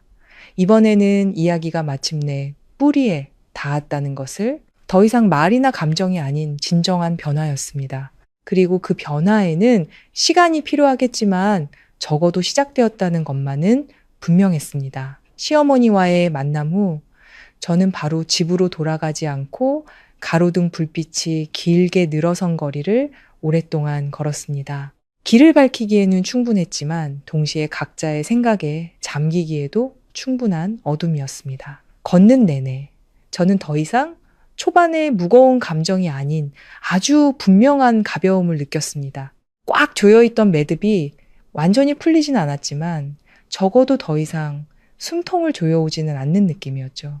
저는 시어머니가 얼마나 변할지, 모든 것이 예전으로 돌아갈 수 있을지 확신할 수 없었습니다. 하지만 한 가지는 분명했습니다. 처음으로 우리는 상하관계나 방어적인 태도가 아닌 솔직함으로 대화했다는 것입니다. 그것만으로도 예전에는 상상조차 할 수 없었던 큰 진전이었습니다. 그 후 며칠 동안 모든 것이 느리게 흘러갔습니다. 더 이상 빗발치는 전화도 재촉하는 메시지도 없었습니다. 각자가 자신을 돌아볼 수 있는 충분한 침묵의 시간이 주어졌죠. 그리고 바로 그 침묵 속에서 저는 깨달았습니다. 변화가 항상 시끄러운 것은 아니라는 것을요. 가장 중요한 변화는 오히려 조용히 일어난다는 것을. 현우 씨는 여전히 작은 아파트에서 지냈습니다. 자주 전화하지는 않았지만 메시지를 보낼 때마다 그의 문장은 더 분명해졌습니다. 더 이상 빙빙 돌려 말하거나 회피하지 않았습니다. 저는 그가 비록 쉽지 않은 길이지만 자신이 선택한 것에 책임지는 법을 배우고 있다는 것을 느낄 수 있었습니다. 어느 날 오후 퇴근 무렵 현우 씨에게서 메시지가 왔습니다. 단 한 줄이었습니다. 엄마가 우리 둘 다 보고 싶어 하셔. 저는 바로 답장하지 않고 주차장에서 잠시 서서 생각할 시간을 가졌습니다. 가야 할지 말아야 할지를 고민한 것이 아니었습니다. 만약 간다면 어떤 마음가짐으로 그 자리에 가야 할지를 생각한 것이었습니다. 저는 이것이 더 이상 평범한 대화가 아닌 결정적인 한 걸음이 될 것이라는 것을 알았습니다. 저는 답장했습니다. 언제? 주말에. 어디서? 집에서. 저는 몇 초간 화면을 더 바라보다가 답장을 보냈습니다. 알았어. 주말에 저는 아주 간단하게 준비했습니다. 화려한 화장도 눈에 띄는 옷도 아니었습니다. 지금의 저를 그대로 보여주는 단정하고 깨끗한 옷차림이었습니다. 무언가를 증명할 필요도 감출 필요도 없었으니까요. 제가 도착했을 때 문은 이미 열려 있었습니다. 현우 씨가 안에서 저를 바라보고 있었습니다. 예전처럼 불안해 보이지는 않았지만 여전히 약간의 긴장감이 엿보였습니다. 들어와.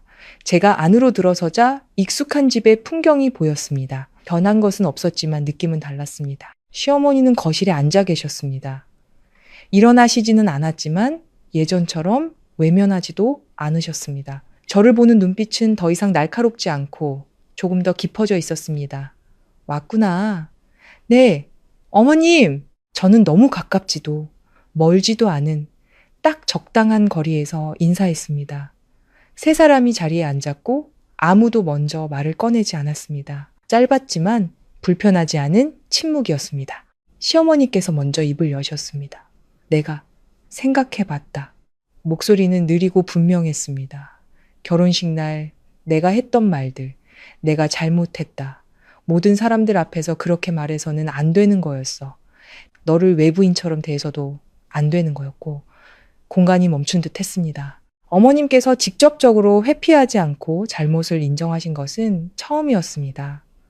저는 기쁘거나 감동하지 않고 그저 사실을 받아들였습니다. 하지만 내 생각은 변함없다. 그 집은 내 돈으로 산 거야. 어머님이 덧붙였습니다. 저는 조용히 고개를 끄덕였습니다. 네, 이해합니다. 하지만 너희 둘이 독립해서 사는 것을 막지는 않겠다.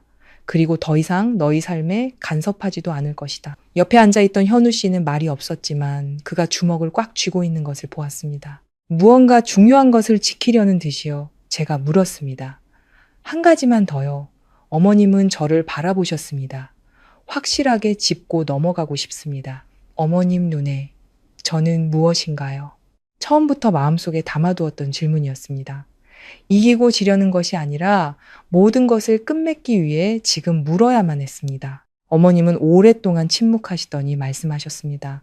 내 며느리로 들어왔으니 내 식구지. 더 이상의 화려한 수식어는 없었지만 그것으로 충분했습니다. 저는 고개를 끄덕였습니다. 네, 분위기가 가라앉았습니다. 더 이상 긴장도 대립도 없었습니다. 오직 명확함만이 남아있었죠. 현우 씨가 저를 돌아보았습니다. 아무 말도 하지 않았지만 그의 눈빛은 더 이상 애원이 아닌 기다림이었습니다.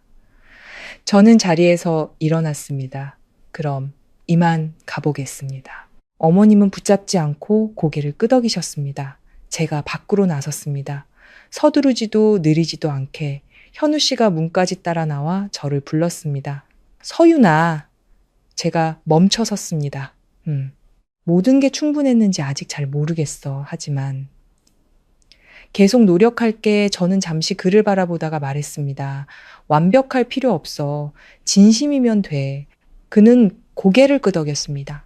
저는 희미하게 미소 지었습니다. 결혼식 날의 미소가 아니었습니다. 수많은 일을 겪고도 여전히 굳건히 서 있는 사람의 미소였습니다. 저는 발걸음을 옮겼습니다. 이번에는 도망치는 것이 아닌 선택하는 것이었습니다. 그리고 저는 알았습니다. 미래가 어떻게 되든 저는 결코 그날의 순진했던 저로 돌아가지 않을 것이라는 것을요. 사랑은 감정으로 시작할 수 있지만 멀리 가려면 존중이 필요하다는 것을 깨달았기 때문입니다. 그리고 결혼은 한 사람이 참고 견디는 곳이 아니라 두 사람이 함께 바로 서는 곳이라는 것을요. 한 사람이 계속해서 고개를 숙인다면 머지않아 그 관계에서는 사라지게 될 테니까요. 저의 이야기는 끝이 아니라 제가 스스로 선택한 또 다른 시작입니다. 방금 들으신 이야기는 언뜻 보면 결혼 생활에서 흔히 볼 수 있는 고부 갈등, 돈 문제, 집 문제처럼 보일 수 있습니다. 하지만 조금만 더 깊이 들여다보면 결국 남는 것은 집이 누구의 명의로 되어 있느냐가 아니라 한 여성이 결혼을 통해 진정으로 얻고자 하는 것은 무엇인가? 라는 아주 오래된 질문입니다. 어떤 이는 안정을 찾고 어떤 이는 보금자리를 찾지만 그보다 더 깊은 곳에서는 누구나 가족의 일원으로 인정받는 것이라는 아주 단순한 것을 바랍니다. 서윤 씨는 결혼식장에서 소리내어 울지 않았습니다. 따지지도 않았죠. 그저 침묵했습니다. 하지만 그 침묵은 나약함이 아니라 일종의 냉철함이었습니다. 어떤 말들은 화가 났을 때 내뱉으면 그저 소음에 불과하지만 마음에 담아두었다가 올바른 순간에 행동으로 옮기면 그것이 바로 강단이 되기 때문입니다. 사람들은 흔히 여자의 인생은 남편을 잘 만나야 한다고 말합니다. 하지만 사실 여자의 인생은 부당한 위치에 놓였을 때 참고 견디는 것을 선택하느냐 아니면 바로 서는 것을 선택하느냐에 따라 달라집니다. 서윤 씨는 일어서기를 선택했습니다. 시끄럽지도 극적이지도 않게 그저 캐리어 하나를 끌고 문 밖으로 나섰을 뿐입니다. 하지만 바로 그 한 걸음이 모든 것을 바꾸었습니다. 이 세상에서 당신이 스스로 떠나지 않는 한 누구도 당신을 내쫓을 수 없기 때문입니다. 그리고 당신이 자신의 위치를 명확히 깨달았다면 누구도 당신을 붙잡을 수 없습니다. 남편 현우 씨는 나쁜 사람이 아닙니다. 그저 세상의 많은 남자들처럼 사랑할 줄은 알지만 지킬 용기는 없고 잘못된 것을 알지만 바로잡을 결단력은 없는 사람이었습니다. 모든 것을 잃고 나서야 깨달은 것이죠. 하지만 그가 단지 사과에서 멈추지 않았다는 점은 칭찬할 만합니다. 그는 자신의 안전지대에서 걸어 나와 생애 처음으로 진정한 의미의 한 남자가 되는 법을 배우기 시작했습니다. 그리고 시어머니, 그분 역시 악한 분은 아닙니다. 그저 통제하는 삶에 익숙하고 돈이 모든 것을 정의할 수 있다고 믿었던 것뿐입니다. 하지만 결국 그분도 아주 단순한 교훈을 배워야만 했습니다. 한 가정을 지키는 것은 권력이 아니라 존중이라는 것을요. 이 이야기에는 완벽하게 옳은 사람도 완벽하게 틀린 사람도 없습니다. 그저 하나의 사건을 통해 자신이 누구이며 어디에 서야 하는지를 깨달아가는 사람들이 있을 뿐입니다. 그리고 가장 중요한 것은 서윤 씨가 돌아가느냐 마느냐가 아닙니다. 만약 그녀가 돌아간다면 더 이상 예전의 그녀가 아니라는 사실입니다. 그녀는 사랑을 구걸하기 위해 돌아가는 것이 아니라 만약 돌아간다면 존중받기 위해 돌아갈 것입니다. 사랑은 감정으로 시작할 수 있지만 결혼은 경계선이 있을 때만 지속될 수 있기 때문입니다.